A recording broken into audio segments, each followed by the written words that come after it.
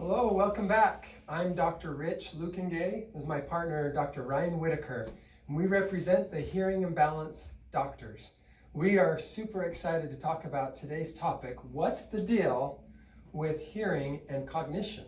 It's a really interesting topic, and it's one that you may have heard about a little bit before. We want to discuss briefly the connection between our ears and our cognitive abilities. And there are a few connections. There are a few ways that our ears connect with our brains and with our cognitive abilities. One way is an interesting term that you may not have heard before. It's something called cognitive load.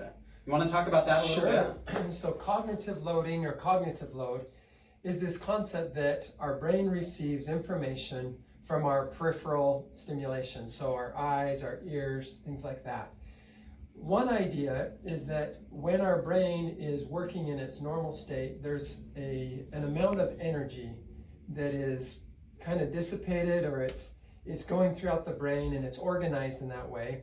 And so our brain works really well when the energy is dispersed in its normal categorized way, and the sufficient amount of energy is going to those areas. Well, if your audition or the ability to process the auditory stimulus is lacking, and it's becoming less and less over the years because of hearing loss, then your brain needs to take energy from other areas to help supply that energy from the lacking or the void area or the auditory center. And so as your brain starts to lose energy in one area, then it recruits energy from other centers, other areas, and it's kind of starving your brain in those areas. It's really an interesting thing. I heard someone once compare it to squinting with your ears. You know when you can't see well and you have to squint to see well? Squinting with your ears is that strain that happens when you're trying really hard to hear.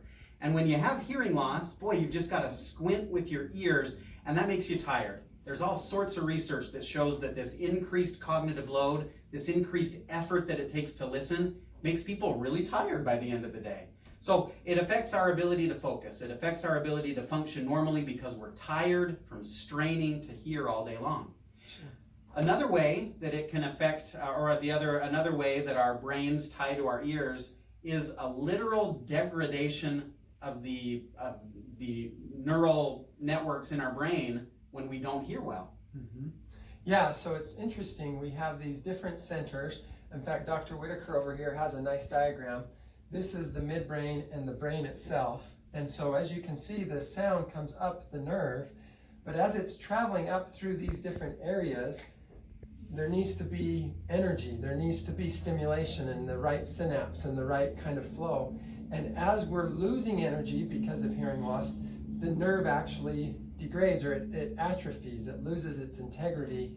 And so we change neurally, not just in our ears. When we lose our hearing, of course we lose ability to pick up sound, but we oftentimes don't think about we lose the ability to process sound because the nerve is becoming smaller and weaker and just less functional. The longer a person goes with hearing loss, the more they lose that neural matter. They literally lose it. The brain shrinks, the auditory nerve degenerates, and it's not a good thing. It's not a good thing.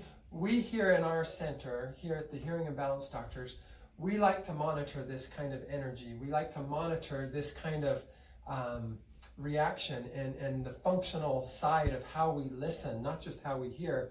And so we want to invite you in to our clinic if you're wondering about how you are hearing, or maybe you're just wondering, am I hearing okay, but I'm just not processing okay? We can take a look at those things. So we'd love to help.